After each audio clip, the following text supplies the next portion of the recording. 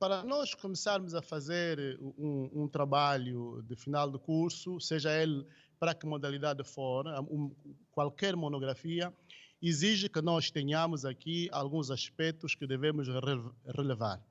Primeiro, é preciso separar que entre o trabalho de fim de curso, portanto, a dissertação e a tese, existe uma diferença. Quem faz uma tese acrescenta algo novo à ciência. Isto é que é preciso esclarecer.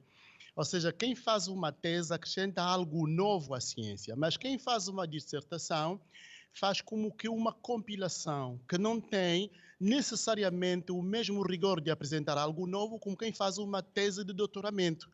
O mesmo se passa com quem faz, portanto, um trabalho de final de curso. Daí que seja necessário, para se fazer a dissertação de mestrado, mesmo a tese de doutoramento e o trabalho de fim de curso, aspectos interessantes como estes, que muita gente não releva, que é a ficha de leitura. Há uma coisa que se chama a ficha de leitura e outra que se chama a ficha bibliográfica. Precisamos sempre de fazer isso. Por quê? Porque na ficha bibliográfica e na ficha de leitura onde devemos compilar certos dados. Por que é importante fazer uma ficha bibliográfica? Na ficha bibliográfica, nós vamos colocar todos os elementos que necessitamos identificativo das obras que nós vamos naturalmente estudar. Sem nos esquecermos, não é? Antes de tudo, que vamos falar aqui do tema e do problema muito rapidamente, porque o nosso tempo é muito curto, mas nós precisamos da ficha bibliográfica. Na ficha bibliográfica vão constar os dados dos livros que nós fomos lendo.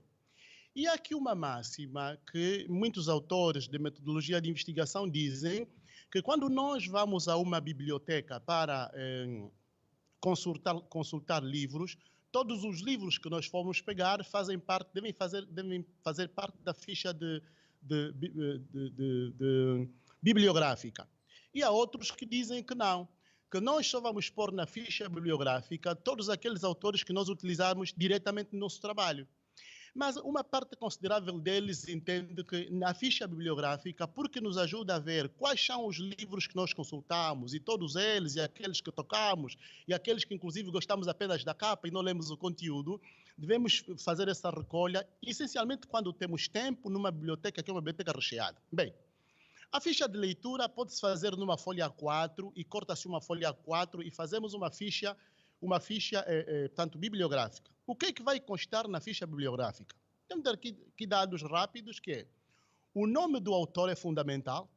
Eu tenho que ter o nome do autor na ficha bibliográfica. Devo ter o título da obra. Devo ter também a editora. Devo ter ainda, portanto, como alguns põem desde a editora, põem o local de edição do livro. Por quê? Porque eu vou precisar, muitas vezes, de procurar o local de edição onde é que o livro foi editado. Por que é que a editora é importante? A editora é importante porque é a editora que faz nascer os livros, aliás, como nós sabemos. Por que é que o título da obra é importante? O título da obra é importante porque é a partir do título da obra que eu sei se o trabalho que vou fazer está de acordo com o tema que estou a trabalhar. E, naturalmente, que é importante o título, portanto, o autor da obra, porque é o autor da obra que escreve a obra e, portanto, ele tem que constar na ficha bibliográfica. Bem, esta ficha bibliográfica é fundamental. E o que nós fazemos é, sempre que vamos à biblioteca porque nos propusemos fazer um trabalho, temos que ter várias fichas. E então vamos recolhendo várias fichas bibliográficas daqueles autores cujos livros têm a ver com o tema que nós vamos trabalhar. E então é aqui onde eu gostaria de introduzir o tema. O tema é aquela parte que nós vamos trabalhar. Mas há aqui uma questão muito debatida pelos autores de metodologia de investigação, segundo a qual o tema e o problema se confundem. Ok? Eu estou diante de um tema que ao mesmo tempo é um problema.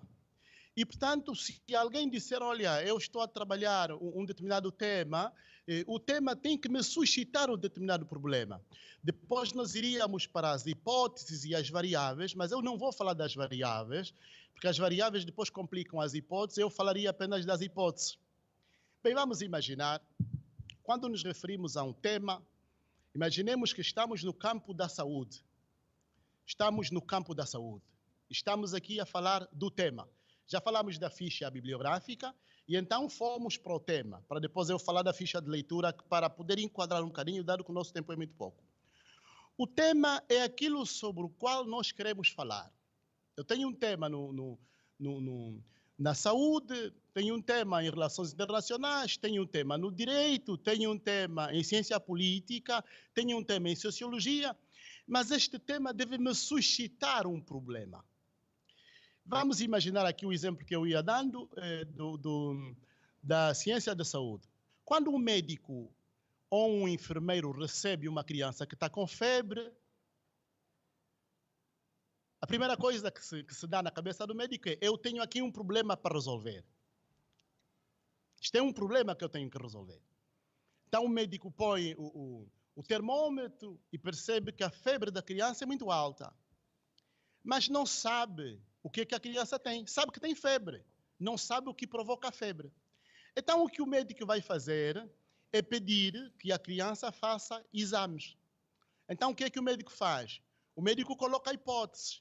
Esta criança pode ter sarampo, esta criança pode ter chikungunya, esta criança pode ter paludismo, esta criança pode ter uma infecção, ou seja, são várias hipóteses que o médico vai colocar. Eu não sei se estou a ser ouvido, doutor Eliseu. Perfeitamente, conseguimos a ser acompanhado? Sim, sim. Muito bem, muito bem. Muito bem.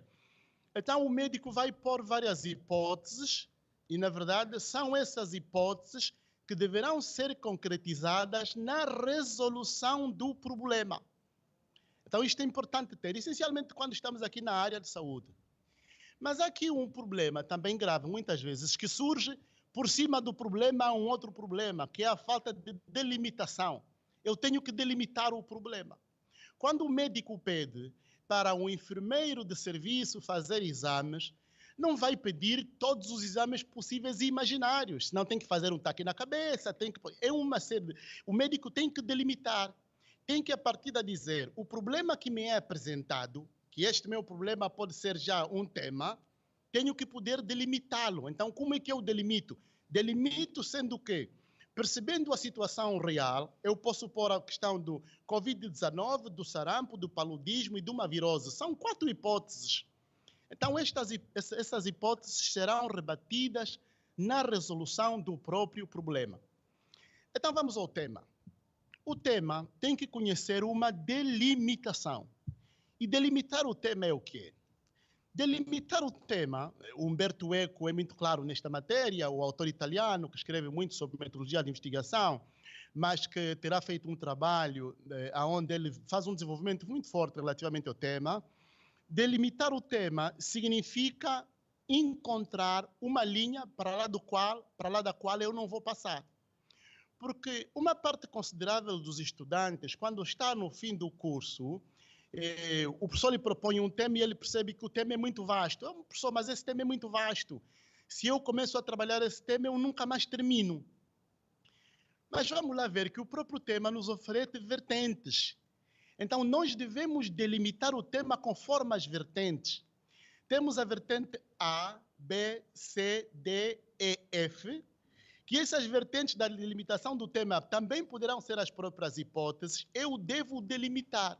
Devo delimitar porque, mas se eu posso fazer um bocadinho mais, se eu posso falar um bocadinho mais, se eu posso trabalhar um bocadinho mais, por que eu não trabalho um bocadinho mais? Eu não posso trabalhar um bocadinho mais, porque a própria delimitação do tema tem a ver com a disciplina acadêmica. As nossas instituições geralmente pedem, no trabalho de fim do curso, pedem 50 páginas, algumas pedem 30. No trabalho de mestrado poderão pedir 100 páginas, mas no trabalho de doutoramento poderão pedir 200 ou 300. Aí o doutor Eliseu está dentro disso, portanto aí não há muita delimitação. O doutor tem que escrever tudo e mais alguma coisa. Exatamente. Tem que escrever tudo e mais alguma coisa. Mas pronto, então estava a dizer que é importante perceber que, embora eu possa falar mais, eu não posso falar. Eu tenho que me restringir àquilo que me foi pedido pela instituição e àquilo que me foi pedido pelo tema. Mas o tema se estende, mas eu não vou estender o tema. Então, isso chama-se a delimitação do meu tema. O trabalho de conclusão de curso e a dissertação de mestrado não trazem coisas novas como traz a tese de doutoramento e, portanto, aqui tem que haver essa delimitação para se pôr a disciplina e os professores tutores conseguirem, naturalmente, dentro daquilo que são as suas possibilidades, acompanhar os estudantes.